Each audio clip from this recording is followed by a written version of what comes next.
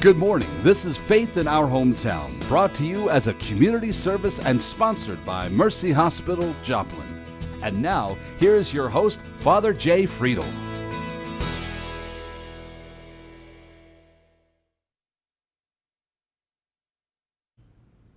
Good morning and welcome back to Faith in Our Hometown, our weekly conversation about matters of faith and politics and how all those things just interact with all of us here in the greater Joplin area.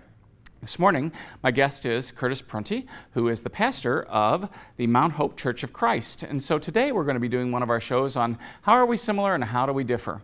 So we'll be hearing a little bit about the Church of Christ, what goes on at the Mount Hope Church of Christ, and how that fits in with the way some of us as other Christians and other churches and other beliefs here in the area interact.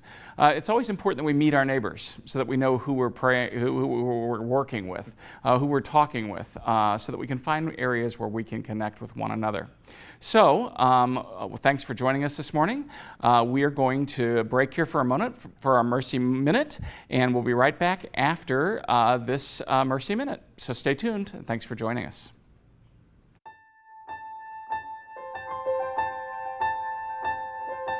From childhood, whenever I was about 12, I would say, my weight really started climbing and it never really plateaued. I've tried low-carb diets, high-protein diets. I've tried calorie diets. It's very important to Dr. Lou that this is a team effort, so a primary care doctor following up with me regularly.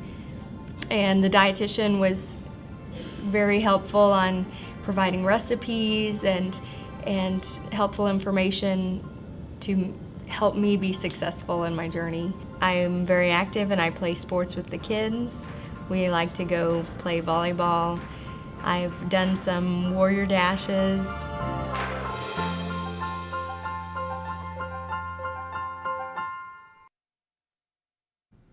So welcome back. As I mentioned earlier, our guest this morning is Curtis Prunty, who's the pastor of the Mount Hope Church of Christ. And so, Curtis, tell us a little bit about yourself. Well, I just moved here actually from Las Vegas about a year and a half ago, and I actually went to school here in Joplin at Ozark Christian College, and originally from St. Louis. I hear we have that in common. We do have a little bit of that. STL represent. I'll give you, okay, there you go. So yeah, I felt just God really convicting me to help inspire a movement, to help really share that love revolution known as the church, and so surrendered my life to that, and have been pursuing that strong for over a decade now, and started off as a student minister and did that for a while, and now transitioned into more senior leadership and preaching and kind of leadership. Now, so, yeah. You did your student internship as a minister there at Mount Hope? Yeah, actually they hired me. I don't know if that was wise or not, but they hired me while I was still in school full time, a week after I got married, and my wife and I served there and did that for about 3 years, and it was a really great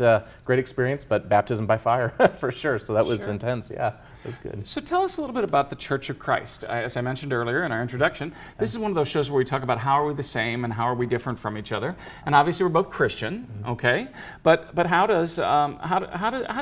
do you guys all believe? What do you go about? Because many of our viewers have never, they know the Church of Christ is there, they'll see the sign, but they don't know anything about it. And that's the reason why you're here today, is so that you to get introduced to the rest of your neighbors. Yeah, absolutely. Well, it's hard to, I think it's easy for us to really jump on where our differences are. So it's almost easier for me to start off with just saying we pretty much believe what everyone else believes in town. And that gets people to go, oh, okay, cool. I said, but if you really get down to nitty gritty, really there's a very, I think our point of distinction is just a stylistic difference. And that is, we're actually the church that doesn't use instruments when we worship. And I think that's what immediately people recognize and gravitate toward.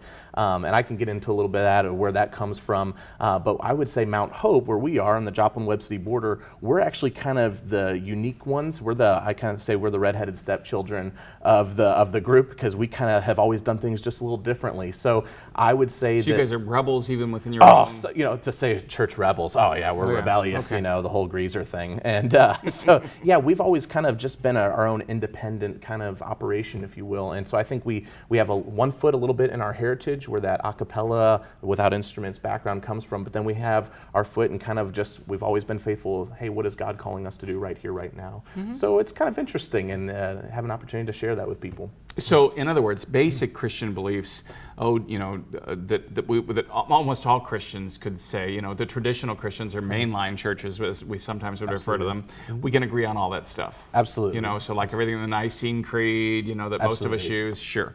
Yeah. And so in that regard, there's not a whole lot of difference. So what does your worship service look like? I would say for some, you'll walk in, and I would say it's kind of a mixture of a little bit of a high church feel, which, or maybe more vintage or historic. So you'll have kind of some pews, and it's a newer auditorium, so it's kind of updated. But we'll go through. We have public prayer, and there will be a reading of scripture. We actually have a lot of our members get up to kind of share, hey, what has God laid on your heart this week, and how does that pertain to? We observe communion, which is taking of the bread and the juice or wine, and we partake in that each week. We take up an offering, and kind of do that too, which I guess that's a lot of churches have that in common. There's a public teaching, so we call it a message or sermon or homily, I guess, in your guys' section. So we do that, and I would say, like I said, there's not that much distinction as far as we pretty much run our service the way I would say most churches in this town would run their service. The only difference is we kind of refer to ours as being unplugged. So instead of having a big production, which there's nothing wrong with that, we're more kind of just laid back and hey, let's just sing. And I'd say it's kind of like being around a campfire, just a bunch of people singing. Hopefully it's just not like Blazing Saddles campfire. Yeah, sorry for that reference. Yeah. I'm just going to throw that out there though. It all works. So, yeah. In terms of that, again, you mentioned the a cappella, which is the old, without accompaniment, right. Okay? And so your worship service, you say, looks pretty much the same, but the big difference is that, like, we traditionally would use big organ, all right, something like that, or, like in some of the more contemporary, worships, with a worship band or something like that, but you guys don't use any of that stuff. Yeah, so what happened was, it stems from what's called the Restoration Movement, or the Stone Campbell Movement, and so, you have over a century ago, there was basically a lot of just discouraged Christians, from Pentecostal, from Presbyterian, from, just a smorgasbord of different churches that basically were very unsatisfied and felt essentially that the churches had become distracted, which I think you can make a case for that really at any point in history of the church. But they felt that the church was distracted, so they really wanted to restore it back to its original foundations in Acts 2, almost like a second Reformation, if you will. And so it's kind of that mentality, and it started off really good, They were unifying people. They were really getting back to what mattered. They were supporting missions. They weren't acquiring a lot of property. It was very much this movement. And, two things happened. One was the Civil War, which that was a dark time for most churches in the country. Sure. And the second thing was that, I don't believe that history repeats itself, but I believe people repeat history. And we did what we're really good at. We stepped on our own momentum. And so what happened was you had the South divided from the North, different positions on things like slavery and all that. And basically, long story short, what happened is the North was kind of wealthier in the Churches of Christ than the South Churches of Christ. And so the North started acquiring some property, and hey, they were able to afford organs and pianos and things like that. And the South, man, you can make a case, they were really kind of like, yeah, but what about the good old days when we were just simple in our services? And they really ended up hanging their hats, and unfortunately it became more of a, this is what the Bible says, down to the nitty gritty. And there is, if you look at Ephesians 5:19, it just, let's sing songs. So they really decided to hang their hat of distinction on, the Bible doesn't endorse instruments in the New Testament, and obviously it's all over, if you go to the Old Testament. So it really became almost just silly, and I hate to say that, but it was really silly. But I think the truth is, Father, I think we look for our distinction, we look for our identity in our distinction, and I think it just became a distinction for the Church of Christ in the South. So that's kind of what led to that a cappella, and you're going to meet still to this day. There are groups from a cappella Church of Christ that say you are wrong, and you're going to go to a bad place if you use instruments. That's not what we stand for at Mount Hope. We think that's silly. We don't endorse that at all. Then there's groups like us where we're like, we kind of like the simplicity of a service, just being non-fanciful. Let's just worship God as we are, and let's come to Him. But most of us love instruments. I play guitar. My wife plays guitar. We jam out in our house, and it may not be great, but we still rock out. So you'll have all that. So yeah, I got to tell you, I got to tell you, there is a certain, I think, a beauty.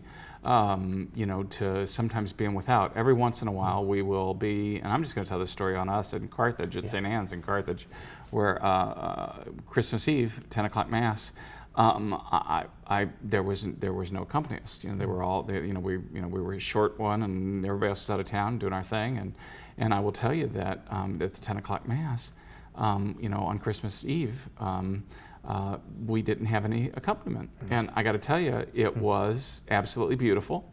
And it was simple, but it was heartfelt.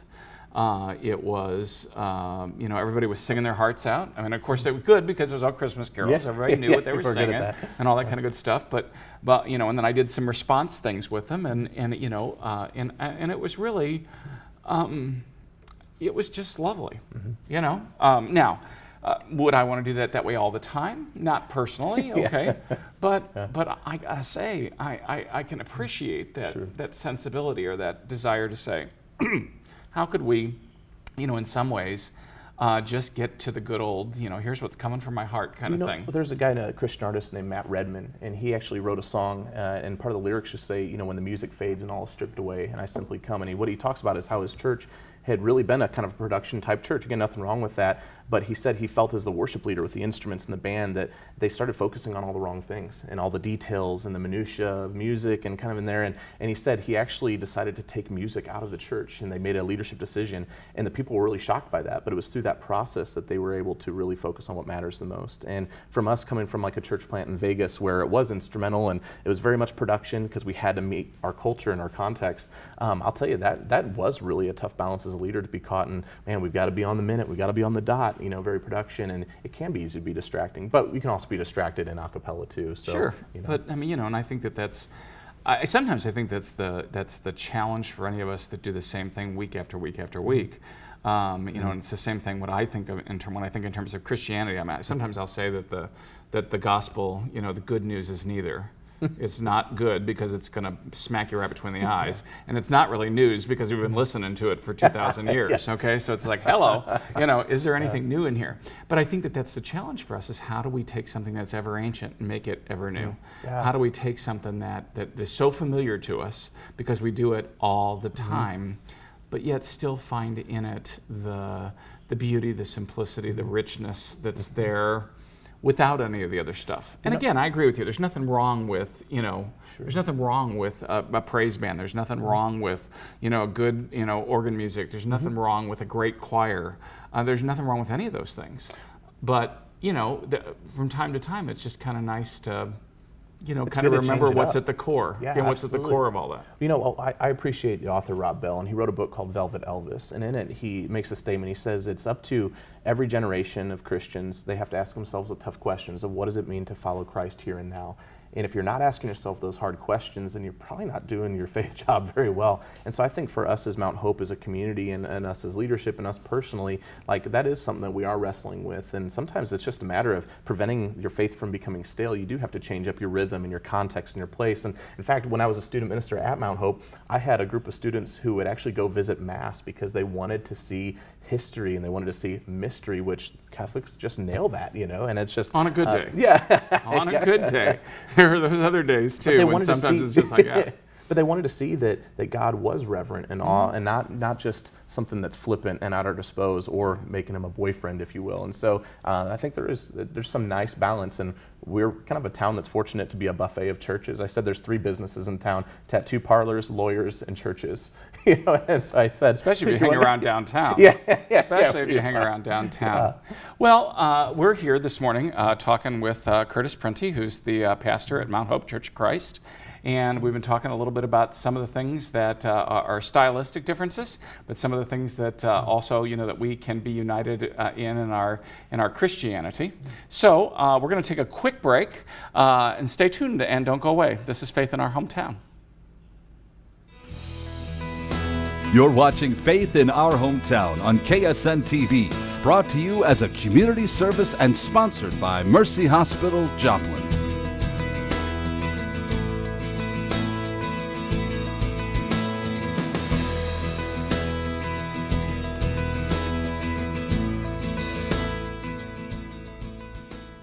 Welcome back. Again, our guest this morning is Curtis Prunty, who's the pastor at Mount Hope Church of Christ. We were talking a little bit about, in our first segment, about, just kind of the stylistic differences that we go about. Why don't you just say a little bit about your congregation? Yeah. How do you experience your congregation? And I'll warn you that some of them may be watching this morning if you told them you were going to be on. But absolutely. Well, I think our congregation is obviously, I would say I'm a little biased, but I think we're a beautiful church. We're a little over 200 people, and we've had our history of ups and downs. But I would say, what's interesting about our people is it really is like a family, a big family. And I watch how they include people in the family. And you know this. There are many congregations or parishes that might pride themselves and might have overconfidence and say, "Oh, we're a friendly church." But if you're someone not from a church background and you walk in, you're going, "I don't get anything that's going on here." You may not be as friendly of a church as you think you are. What I notice about our people is that they take care of each other.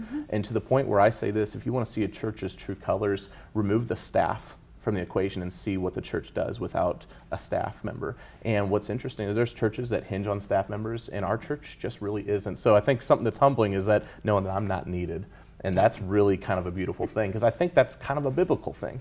And so to see that, they don't need me to run the show or to teach them how to love people. They don't need that. They're very in tune with what God's doing. So I very appreciate their independence in the Spirit and in God. I often think that's what Jesus meant when he said, you're going to do greater things than I've done. Yeah. And everybody goes, how can we do greater things than Jesus or whatever? Yeah. But I really believe that that's if we live in that Spirit and we do what we're supposed to do, that, you're right. It doesn't hinge on us, or it shouldn't, but if that Spirit lives in the people that comprise that group, then they're going to continue to be a blessing to the people that they're going to encounter. And I'm glad to hear that that's what you got going there. And it's hard, and I would say, I'm actually one of the younger people in our church. So to be a staff member that's, most people have been Christians longer than I have, that's an interesting dynamic, and that changes the way I teach and conduct myself. But I would say one thing, I try to be as open as possible, and I just say, God, what do I need to learn from my people here? And I'm always learning something. And I think the thing that I've been able to see is just real sincerity, real authenticity, and then really encountering God in a simple manner. And like we mentioned in the first segment, our church doesn't have the bright lights and the flashing, and the lights and whistles and bells and all that. And for some people, they really need that to connect with God, and I think that's great. I've been really challenged to be in an environment where it is simple, and I'll tell you the truth, I really enjoy it. I really do. Yeah. It's interesting. In the first segment, when you first started describing the church, you said it's kind of high church. And for me, high church needs, smells and bells, as we refer to it. Okay. Because, how do you, in some ways, and again, it's the mechanism of the liturgy trying to lead you into that mystery, deeper, those kinds of things. And that's, again, kind of our way or our approach. But why did you use those words, high church, when you were talking about coming into Mount Hope? Yeah. I'm just curious. Yeah. So I think for our audience, I would say for us, and I think it all depends on what context you came from. And so I really didn't come from any type of a church background. And so when our family came into what was called a Christian church in the outskirts of St. Louis, it was not a fanciful place. It was really, we called it a gymatorium. So here you are with a stage with like maybe a little pulpit for the minister, and then you have 2 basketball goals on either side of you, and you're going, really? And there's carpet, and this is kind of awkward, So then when I compare that to, going out to really amazing historic churches where there's stained glass and, or artwork like seen in the Catholic Church, you're like, oh my goodness, this whole environment is purposed, and it's beautiful, and it's an expression. So you get so much more context in there. And so I think comparatively, where you go to some churches that are maybe a tin building, and it's just very simple, or there's no elements of the cross represented or anything, it's just very simple, you may not even identify it with a church as you walk in. And I think there's something beautiful to where you can kind of identify it with a church. And so I would say ours is kind of comparatively maybe to a Catholic service or a Catholic church, we're probably not very high church, but at least coming back from where I did, It's nice seeing some elements in the service or in the environment that make you think, wow, God is profoundly mysterious and someone to be respected, but this is a comfortable setting too, and it's warm. And so I appreciate how we kind of blended some of that together. Yeah.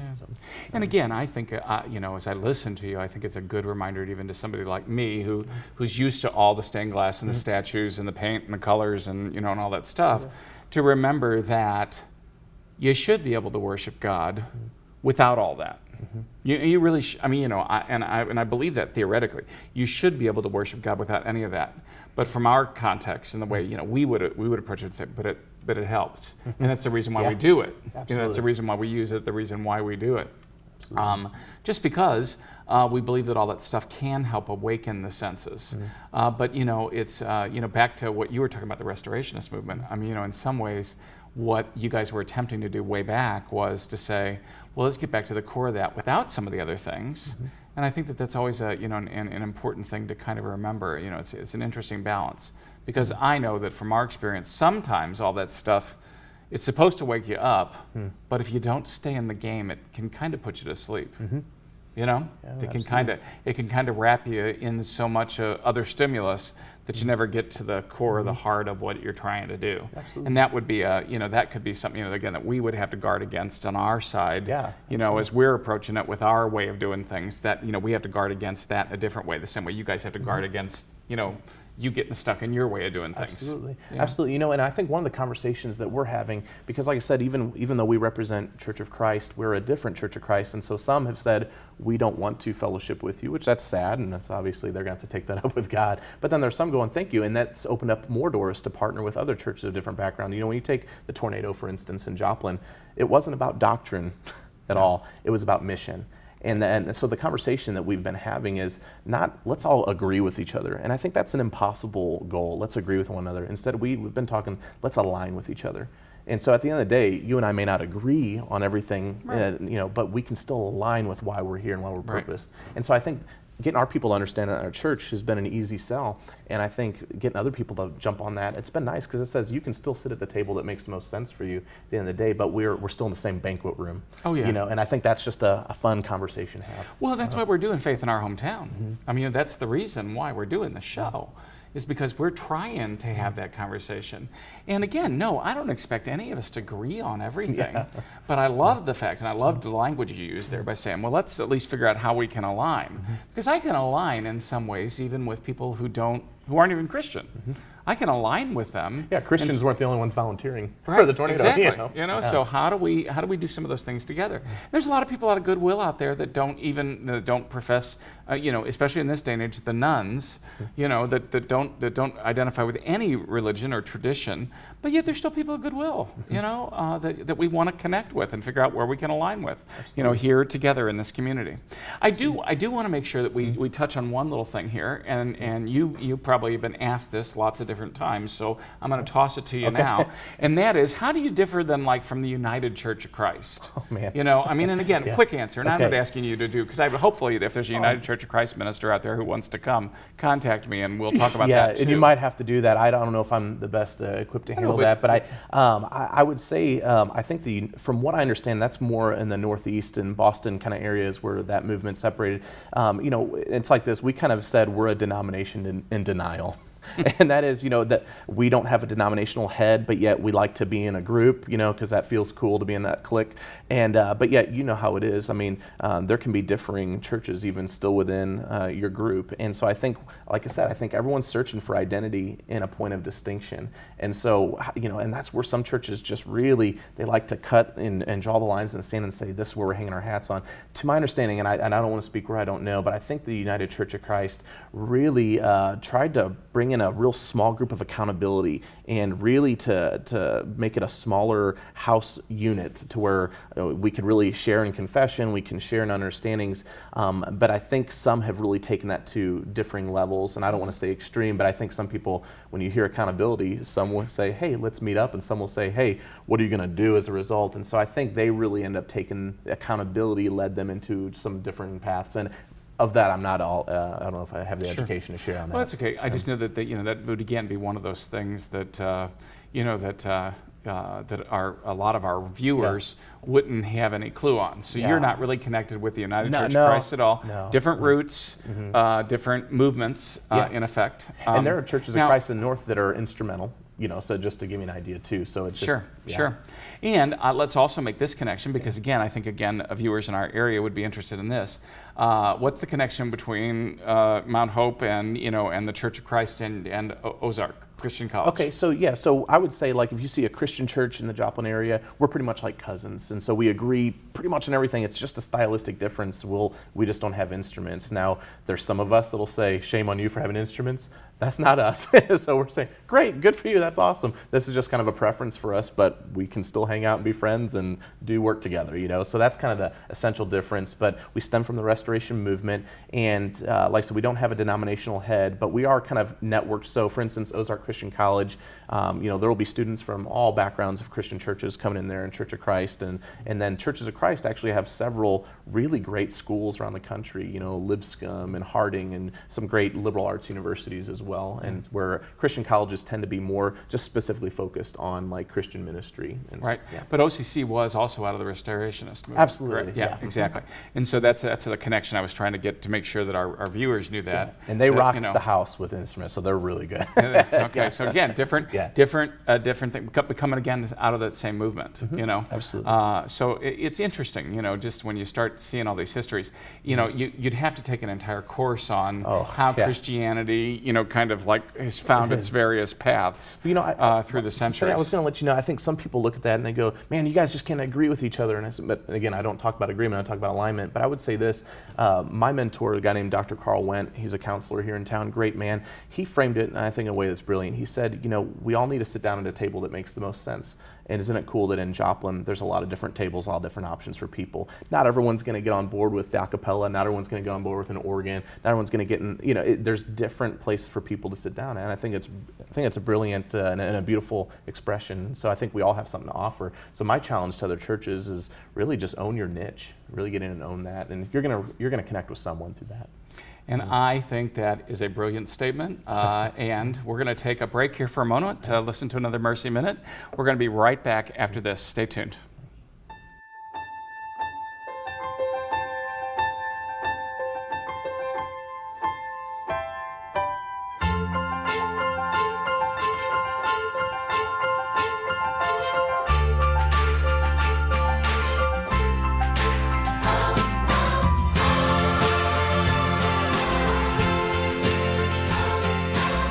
Find out how a Mercy doctor can take care of you. At Mercy, your life is our life's work.